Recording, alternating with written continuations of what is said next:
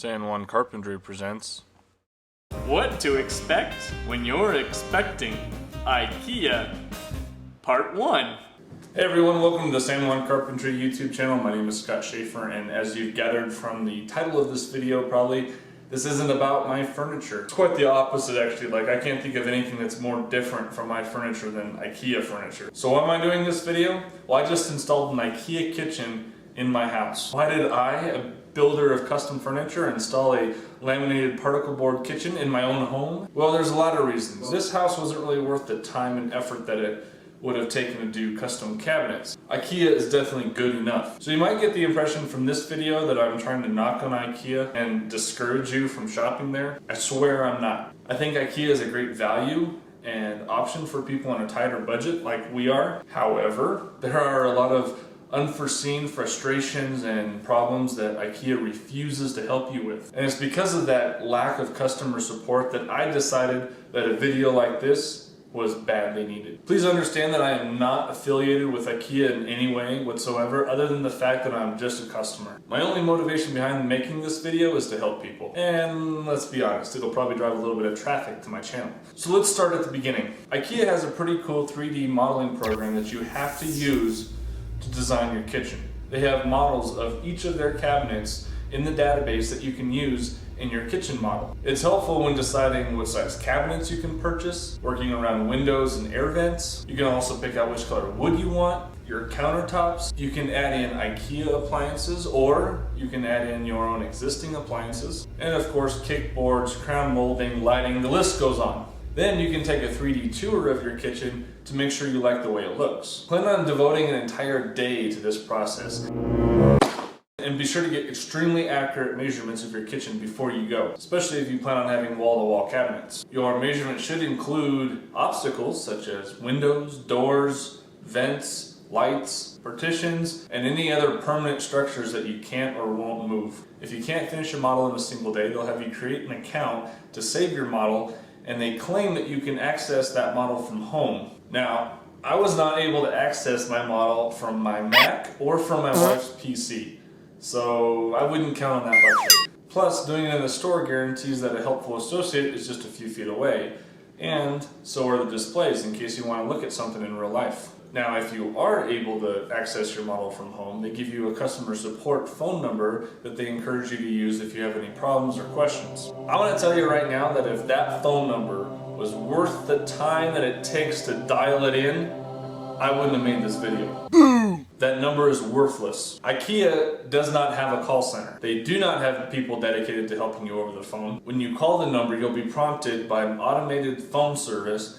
to enter your zip code, where they'll transfer you to your local store. But before you get to talk to anyone, you'll have to go through a very long web of numerical options. Ultimately, you'll end up talking to a floor associate in your local store. If the store is closed, nobody will answer. They do have voicemail, but nobody will call you back. And if the store is busy, they may or may not answer. I honestly can't tell you if the phone number is helpful, because in the 6 or 7 times I did call the number throughout this process, it only got answered once.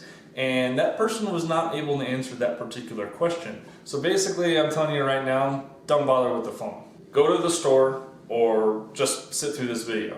Now, I ended up purchasing 19 cabinets and 2 appliances. IKEA offers in-home installation at a starting price of $99 per cabinet, plus a $65 delivery fee. That would have totaled $2,144, assuming all of my cabinets qualified for the minimum price. They don't advertise how high those prices could get, so I really have no idea how much it would have cost. But even at just over $2,000, that was enough incentive for me to say, no thanks.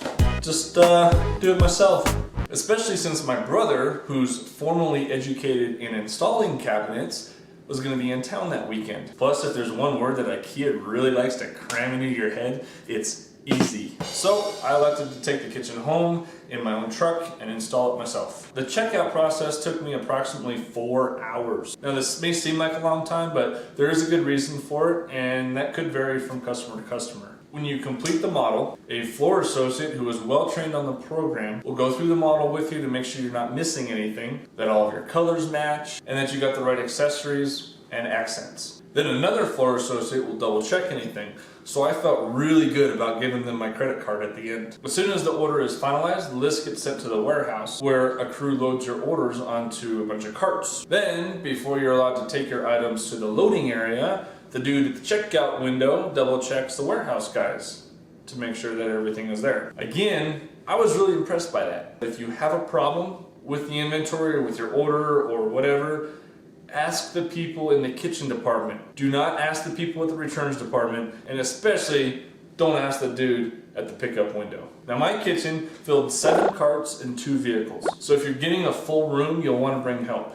It's also nice to have help because IKEA doesn't have anybody to help you drag those 7 carts out to your vehicle and load them. You're on your own as soon as you leave that pickup window. Now we've arrived at a very critical moment in the process, because it isn't until you pick up your items from the checkout window that they tell you you have 2 days, just 2, to check your items to make sure that nothing is broken or missing.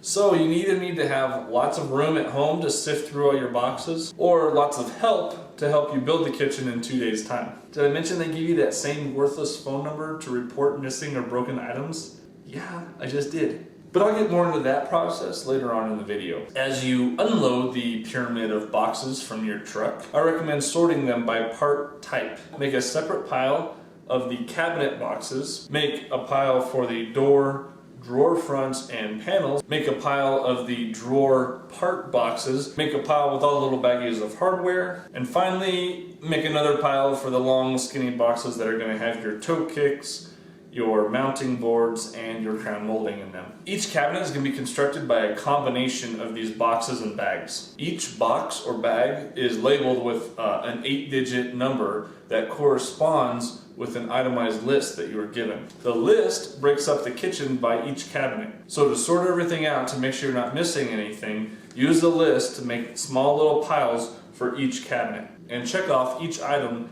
as you pull it aside. There will be a lot of identical items that are used on different cabinets, so make sure you don't count them twice. Also, do not open any boxes. The only reason you should open a box before you need to is if it's damaged, and you want to make sure that the item inside isn't also damaged, because now is the time to return damaged items. That's the only reason. That's it. Once you've sorted through your inventory, hopefully you're not missing anything, because it's a real pain in the arse if you are. So the lesson here is to make the guy at the pickup window go through everything and check off the list with you watching him. They'll probably grumble about it, but just tell them that you know a guy who got screwed out of a couple of hinges. Before you build and install your items, there are a few things I recommend doing to your kitchen.